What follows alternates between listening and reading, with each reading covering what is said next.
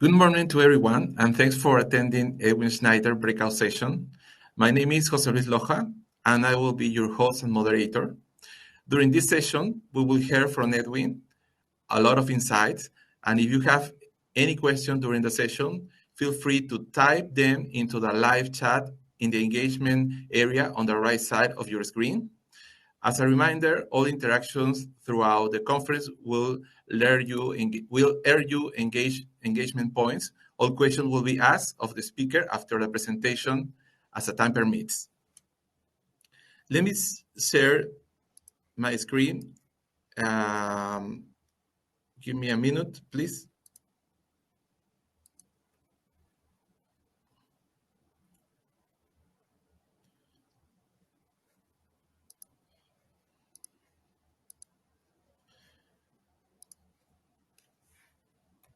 Can you confirm me if you see my screen? Yes. Okay. Let me tell you something about Edwin. Edwin was born in Peru. Edwin has a Master of Business Administration for Kellogg School of Management and has developed his career to helping IT companies grow and succeed in complex environments around the world. He began his career with Procter & Gamble in Peru, working as a workplace IT infrastructure supervisor, managing the transformation and outsourcing process to Hewlett-Packard. In 2003, Edwin left P&G and became a career as an IT executive with Hewlett-Packard.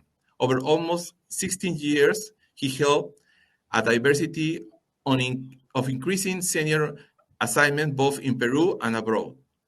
Edwin led the workplace service IT information process, developed the regional portfolio structure and standards, and directed overall custom pre-sales organization for support and consulting business. In January 2022, Edwin started a new challenge as a global IT service manager digital workplace at Sunrise AG. In this role, he leads the global digital workplace transformation in order to provide the best user experience.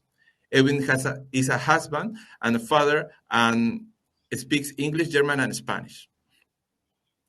Now it is time to hand over the presentation to Edwin. He will share insights about his professional experience. Thank you very much, Jose Luis, for that great introduction. So I would like to start with what really inspires me. I know I was asked this before, and I was able to share some insights, but I can reconfirm after these weeks that what really inspires me is to work with people all around the world. I also come from a multicultural family. I have roots all around the world. As you can see, Edwin Schneider is not a typical Peruvian name. Yeah. So I have roots over Germany, over the States, and a lot part of Europe. What I also like, just a second, please. Technical difficulties. They are always facing here. Just a moment.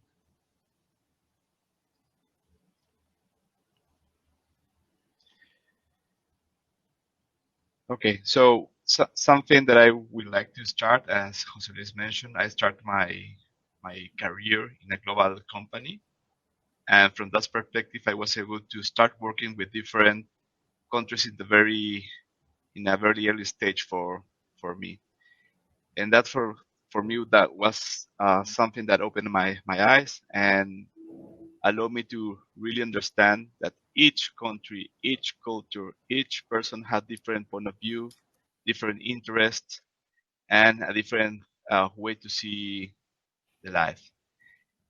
Also, I can tell you that I have been in almost all the career roles and business units. I have been in services, I have been in delivery, I have been in operation, I have been in project management, I have been in pre-sales, and also I have been in sales. I have more than 20 years of experience in almost every single tower of technology. And something that you usually try to find is what is a good definition of service or what is a good service for everyone. And something that I learned is that it depends on the country, depends on the culture, depends on the company, but most important, depends on the people. Something that I really, really like, and for me is very fascinating, is that in technology, you're always pushed to continue learning. Jose Luis has shared the timeline of my career over 20 years, as has already mentioned, and then I will start moving all around. But for me, it's not only about the career; it's they're learning new things every single day, and that's something that technology help you up to do. If you don't continue learning, then you will not be able to succeed in technologies. Also, something that I would like to share is that nowadays being challenged every day is normal business. The technology is going so fast that even our clients uh, don't know what they need. Yeah, I have been working with some clients that are requesting help from us, and that's when I was in the delivery and also in the services area. And when you approach them, you discover that they don't have a clue what they are really needing because they have been delay some change internally, and then when they try to speed up, they will find that there's a huge gap between what they have and what technology is already offering in the marketplace. Also, nowadays we talk about agile approach, and I think that's something that I have been able to apply into my life now in a global environment. I have, as Jose Luis mentioned, I have worked in Peru. I have many roles around Latin America and globally. Then during a short period of time during 2021, during the pandemic, I moved to Germany. Then I have to go back to Peru, and then I was able to come back to Germany. So I can say that even the pandemic wasn't able to stop me, and that's how nowadays the companies are working, doing small tests, and if they go right, then they escalate quickly, and if they fail, nothing happens. So there is no failure in your career. There is no failure in your work. It's just an opportunity to learn a little bit more. So let me try to go back and talk about how my career had been developing during the years. As was mentioned, I started working in P&G. So I finished the university as a bachelor, and then I started working in a global company. A few months later, um, I think, on my onboarding process, and then I figured out that Procter and Gamble was outsourcing all their IT operations over Hewlett Packard. So then I was moved also as part of this outsourcing to Hewlett Packard, and I became a manager as an account delivery manager, managing all the infrastructure for Peru. Then I discovered at that time that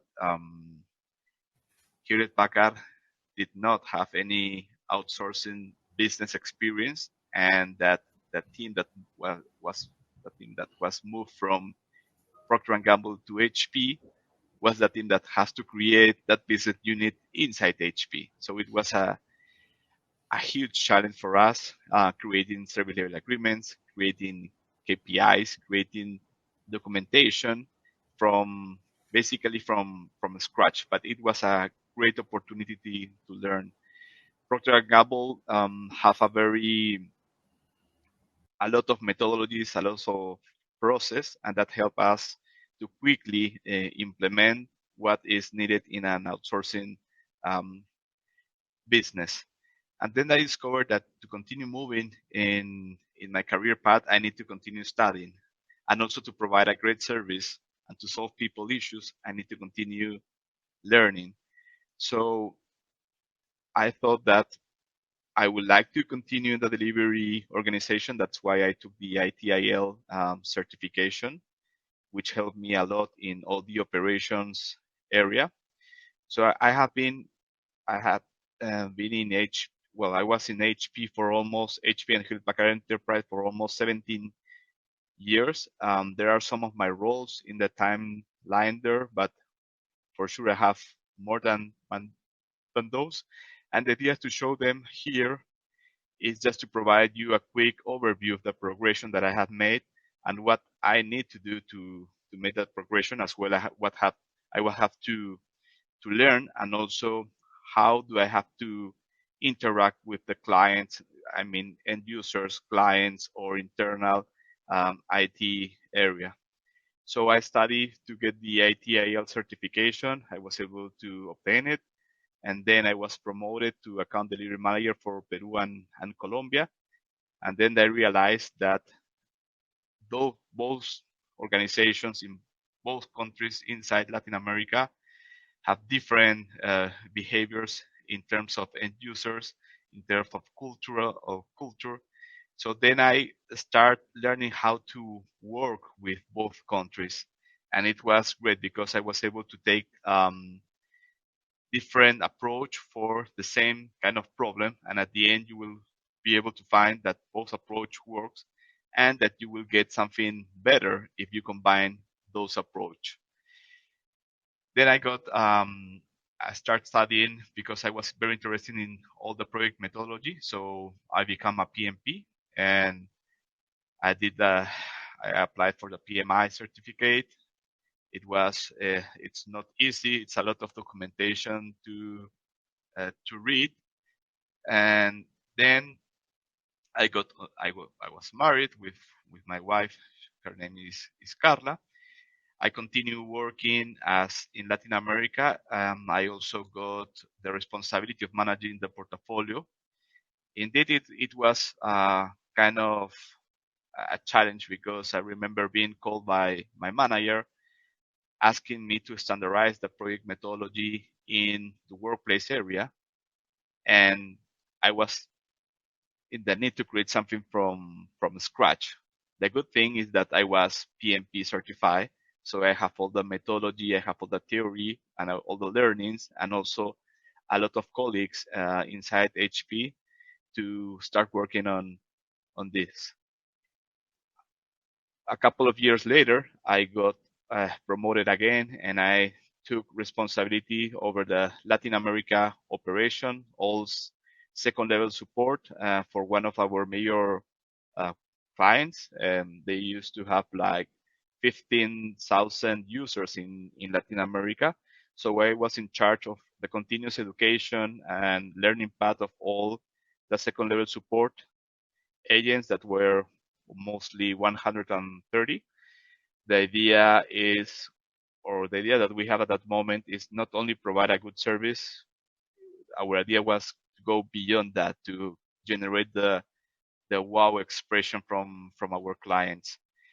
But then you realize that when you are in the outsourcing business, you have some SLAs and some KPIs to fulfill, but also you have a budget, a budget in front of you that you cannot surpass. And in the outsourcing business, it's a cost-driven business, so you must be very careful on how many people you bring to provide services, and also how your SLAs are, because if you are reaching 100% in SLA, that means that you are gold plating with the client.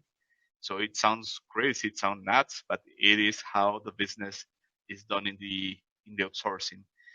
And that's something that really didn't understand at that very beginning, but then I figured out that that's how the business is done. So sometimes you need to have like equilibrium between how many people you have, your SLAs, and how you back into the people. So then we start measuring about the CSATs, the customer satisfaction with the clients, instead of looking all related to SLAs. Because at the end, we also discovered that you could have SLAs in 99.5% and the people were not happy. And maybe it's because you are not providing a good service for them. Let's say that their expectation is not covered, and it doesn't matter that your SLA is in green. Well, I have my first daughter, Ana Lucia.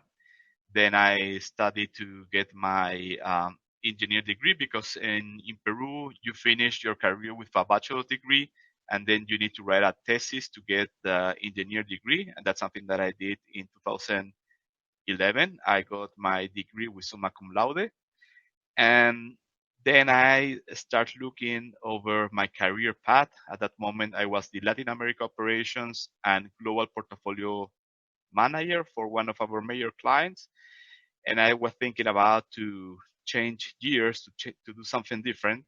So I decided that I want to study an MBA, to obtain an MBA degree. And what I did is try to find where or what weakness do I have in my career path and my learning path. And then I discovered that I wasn't fully involved in marketing or sales. So I found that Kellogg University was a very good place to have an MBA. So I applied to the executive MBA. I was able to join in 2011. So I started my MBA in the executive one. So I was traveling every single month to the States, staying 1 week and working in the nights, and then going back uh, to Peru to continue working without vacations. Then my second daughter was born during that time. And when I finished the MBA, I thought it was time for my change. So I looked over opportunities inside HP, and I moved to the commercial area. So I moved to the pre-sales organization, and I took responsibility over the Latin America business unit for pre-sales business in consulting and in services. And the first thing that I learned there is that it was that there was not Latin America region. Instead of that, there were Brazil, Mexico, and the rest of countries. So I needed to create an organization. So first of all, I tried to define what was the vision, the mission of the company of Hewlett Packard. Then I did the same for my business unit, and I aligned both goals, both vision and mission. So in a way that the goals of the team that I was managing was fully aligned with the expectation of our company. I was able to do that. I have a team of almost 75 solution architects and engagement managers in a lot of different expertise areas, and it was very fun to learn how the commercial area works. For me, I was moving from delivery, from services to sales, and then I discovered that you have to fulfill a budget. Yeah. There is no long term. Everything is short term. It's a quarter, it's the end of the month, and you need to deliver the numbers. Yeah. And also I discovered that not always the sales team is trying to provide the best solution to the client, because they need to fulfill a number as well.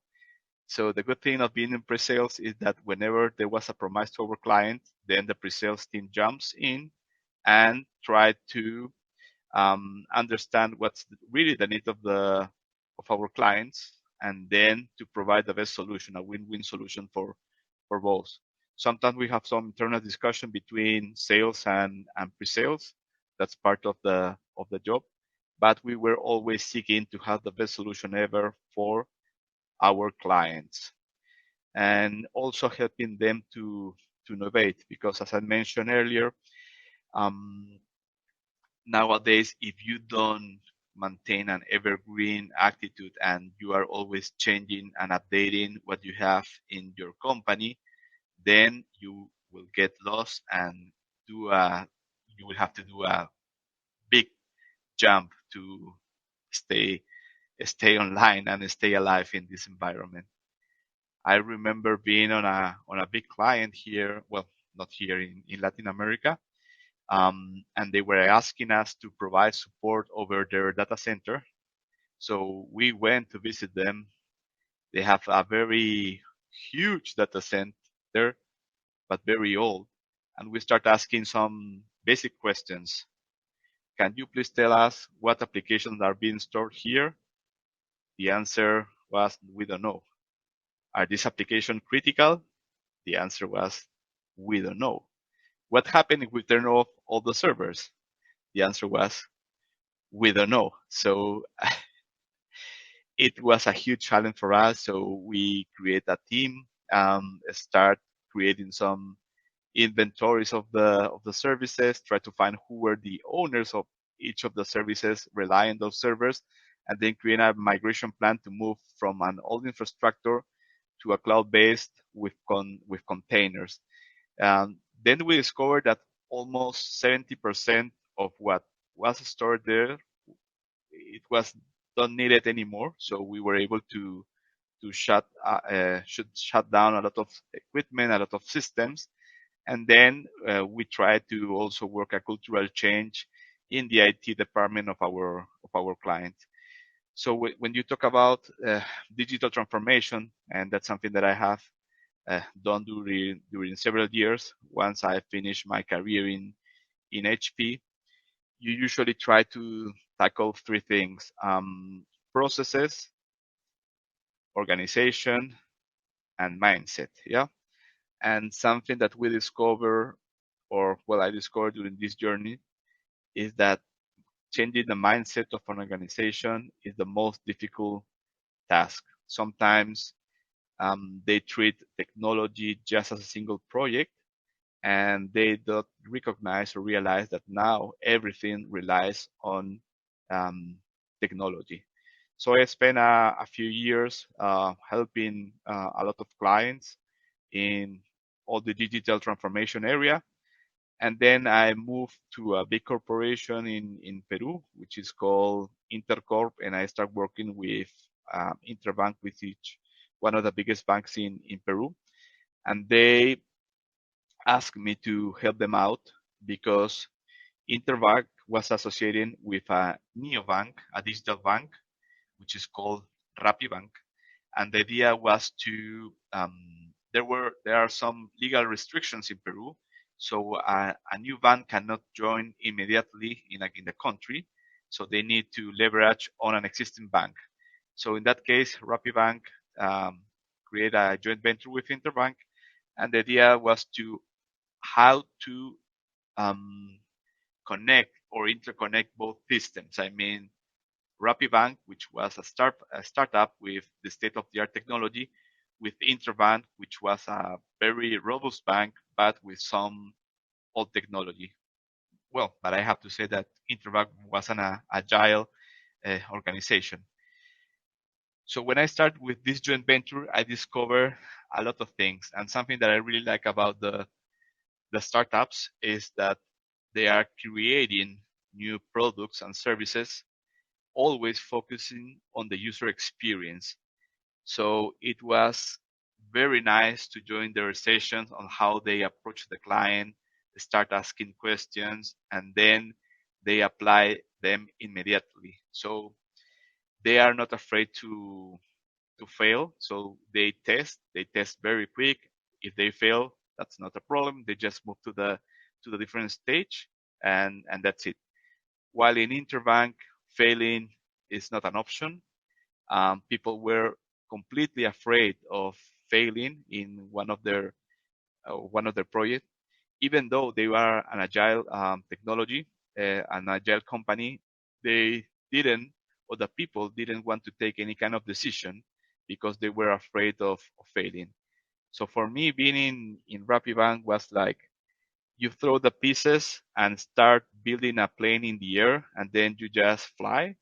And in Interbank was like, okay, let's create the plan. Now let's create the airplane. Now let's test. Now let's go to the airport, and now let's take over.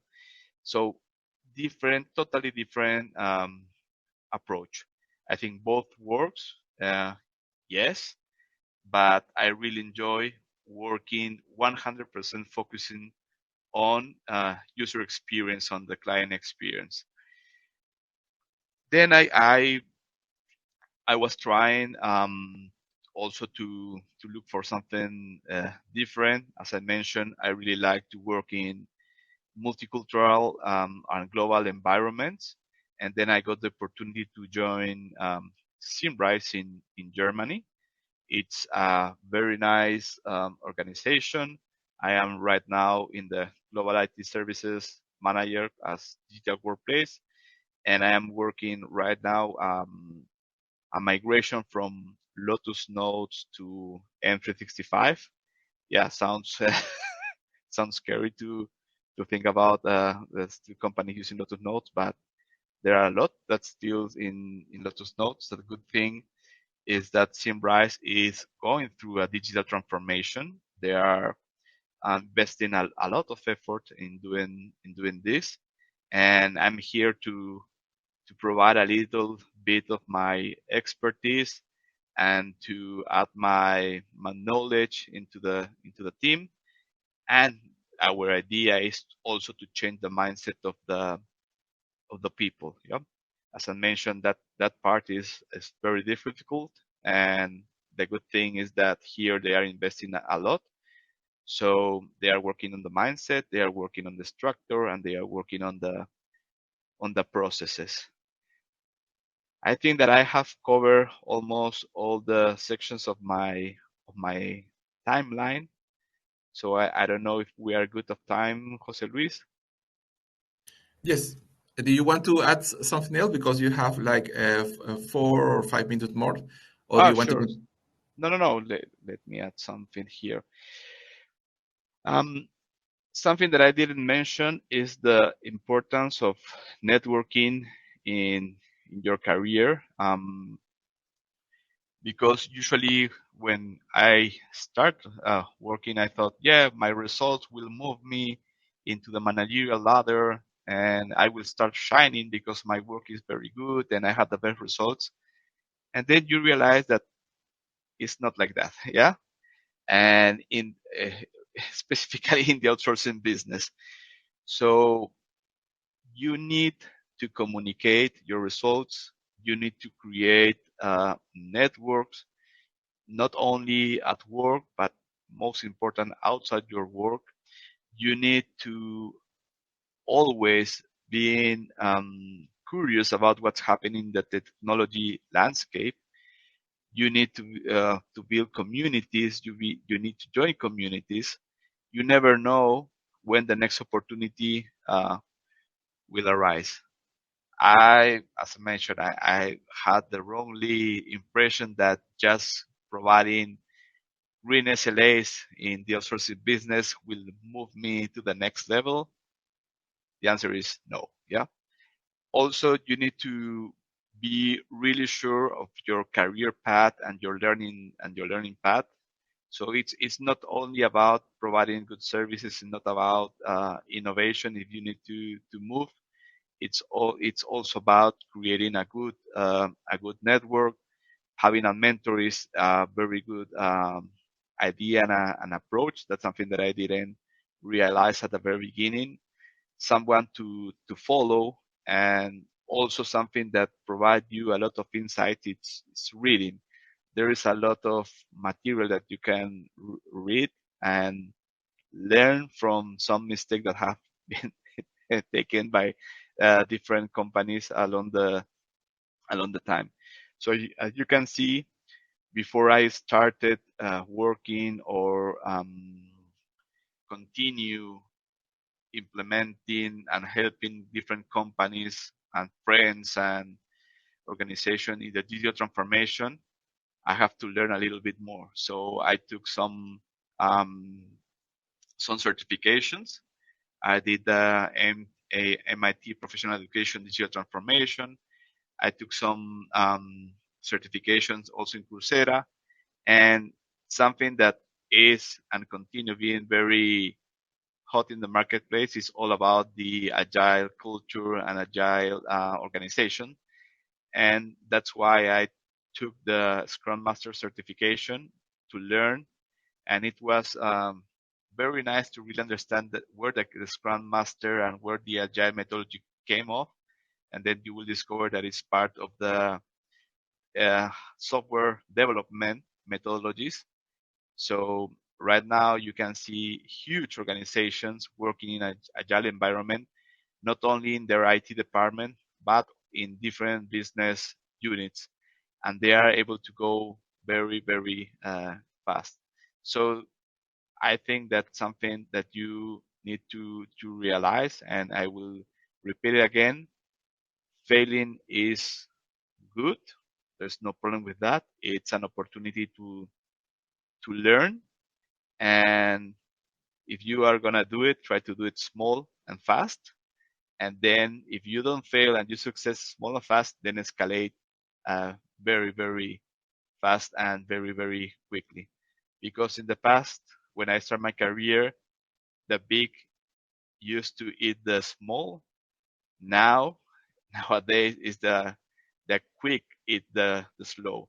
And it could be a very small company eating a very big one. Yeah. And also with these startups in every place that they are providing services that maybe no one was taking care about, then they escalate very fast. And when you figure out, they are able to play in the big leagues. I think Jose Luis, we can move to the next section. Yes, I will stop sharing.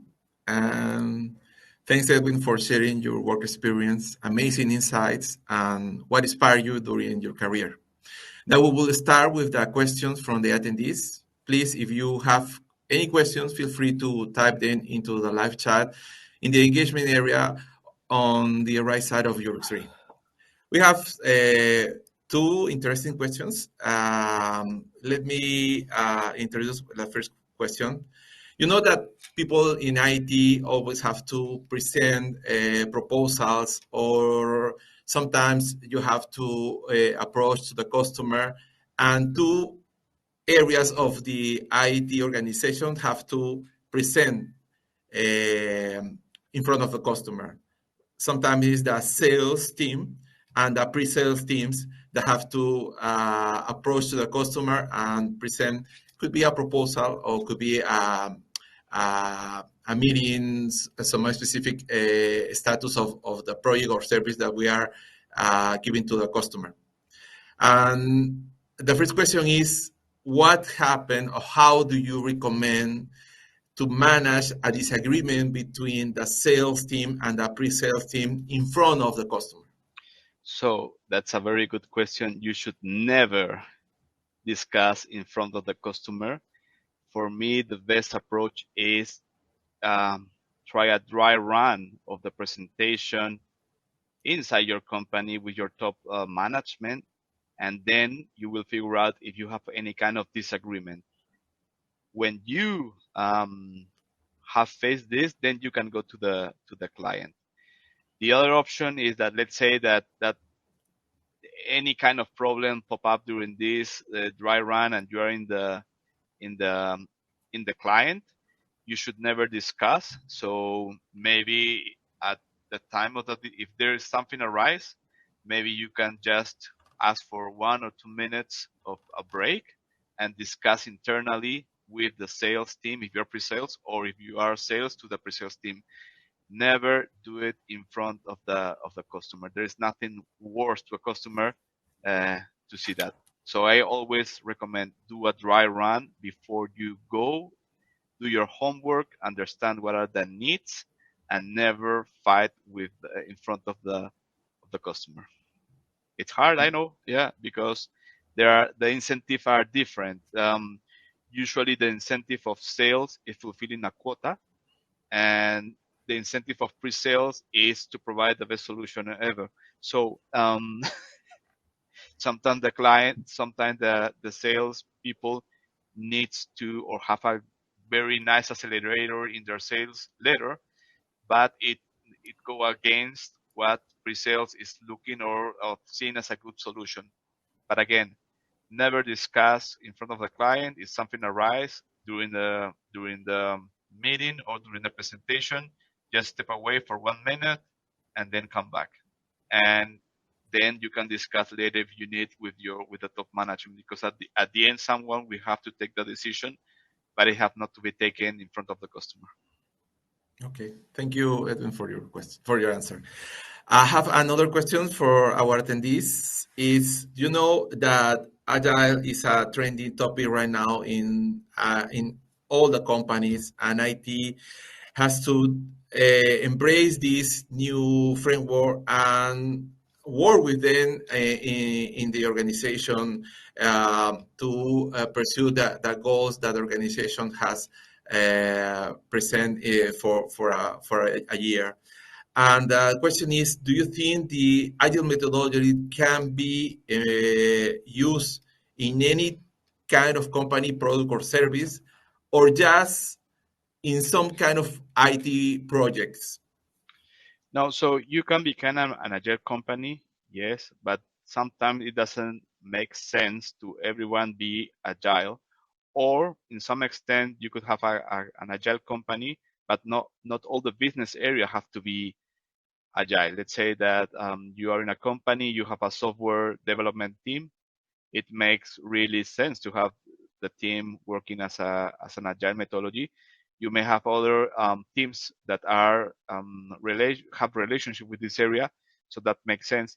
But some others, there is no way that they work as an agile. Or if you, for example, if you go to a manufacturing company, they might have like an agile software factory inside of them, and yeah, that makes sense. But you should not modify the entire company to work as an agile team. And something very hard and very difficult to implement when you talk about agile. Usually, if you follow the rules and methodology, you are providing the power of decision to the people that they are actually doing the work. To do that, you need the buy-in from the top management. Yeah.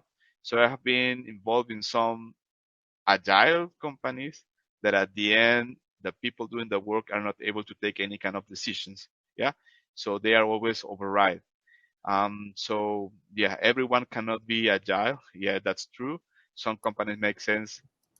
Yes, but you need to have the buy-in from the top management to do it. Okay. Okay, thank you, Edwin. I have another question. Do you know that we are right now in college, and that the that the subject that we decided to study is the something that we think that we love it. We end the college, and then we apply for a job. We starting as a developer, as a business analyst, as a project manager, and then during the years we realize that this is something that maybe it's not what I supposed to be or to like, and now I prefer to change my role, or maybe this career is not the career path that will allow me to be in managerial positions. How do you prepare, or how do you recommend to prepare ourselves to change roles? So first of all, you need to visualize where you want or where you want to land. Yeah. So let's say you want to move to a managerial level.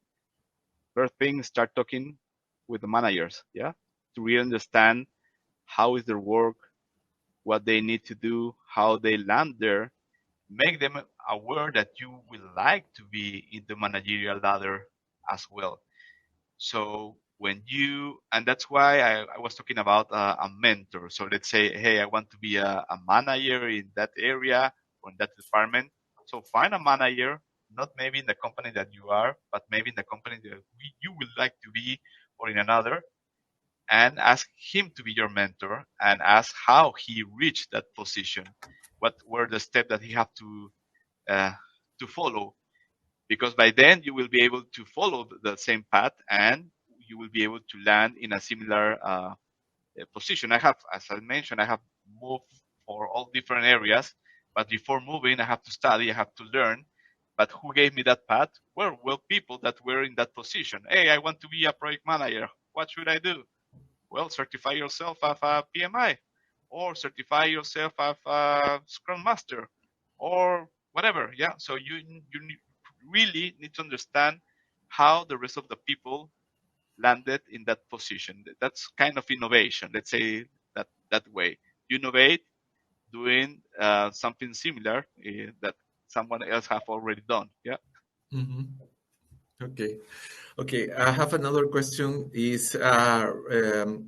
you know that right now we have a lot of new technology, IoT. You have a lot of new framework, Lean, Agile, and when we start our career, we just got or arrive at our first job with the knowledge that we have in we gather in school or in college or the university. And when the years pass, all these technologies, all these new frameworks or development frameworks come up. Do you think that constant education is really important, or just experience is really important? Ooh, that's a very interesting question. If you see my timeline, I invest a lot in my education, so you know the answer or what the path I follow. But I found a lot of people that have learned by experience. Yes, you see it a lot in the startups. They are always curious. They're always learning what's new, what is the new trend. But let's say that they are learning by their own, so it's not like they are just getting experience. They are always learning something new.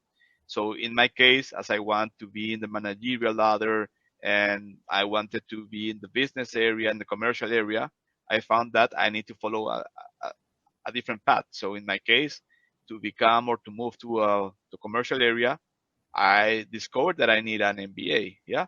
And I also discovered that I need to have more marketing knowledge. So that's why I studied an MBA. And you know what? Studying that was great because at the end I create a global network because I was sitting in the school with a lot of CIOs, CEOs, directors, VPs of technology, and I got enriched with all their experience. But that's a different path. It doesn't matter what path you follow, it's what you are, what is your final vision. So both paths are good. It depends on what you want or when you want to, where you want to land. Okay, okay. I want to go back to networking because I think, uh, as you said, networking is very crucial in your career. But I want to ask you, if do you think that networking is also crucial uh, when you want to get a promotion or changing your roles. In what other aspect is networking important? That's a great question because first of all, I want to, at least I'm gonna give you some experience in Latin America, most of Latin America countries. Most of the positions that you see in LinkedIn posted are already taken. Yeah, they just put it there to follow a process. And then we discover, or there are numbers that says that 70% of the position never got posted in any kind of systems, and the people just land there by networking.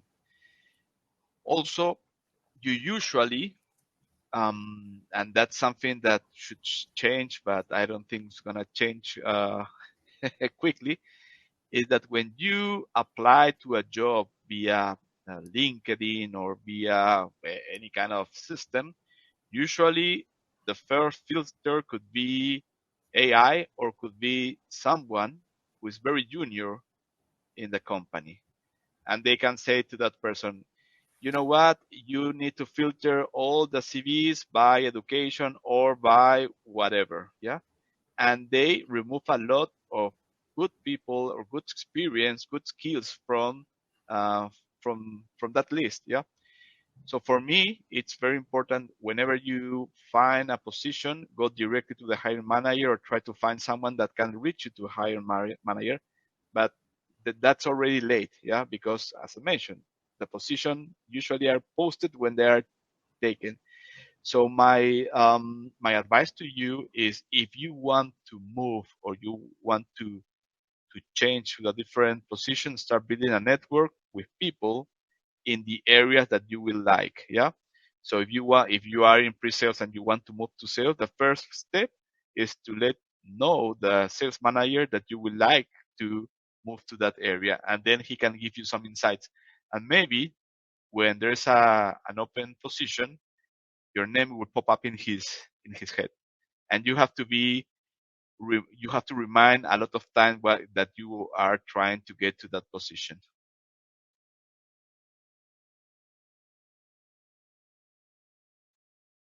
Jose Luis, need to network. So build a very strong network with friends, with managers, with you will never know who can provide you some insights of an open position, of an open role, and a work opportunity. Everything comes always from the network, mostly of the times. Okay, okay. Thank you, Edwin. I would like to thank you for accepting our invitation and share your experience and inspire us with your presentation. I want to thank all the attendees for joining us and encourage you to place emojis or thank you messages into the chat as a way to express gratitude for the breakout session that we held with Edwin. And if you want to contact with Edwin for additional questions in the chat, I will post his email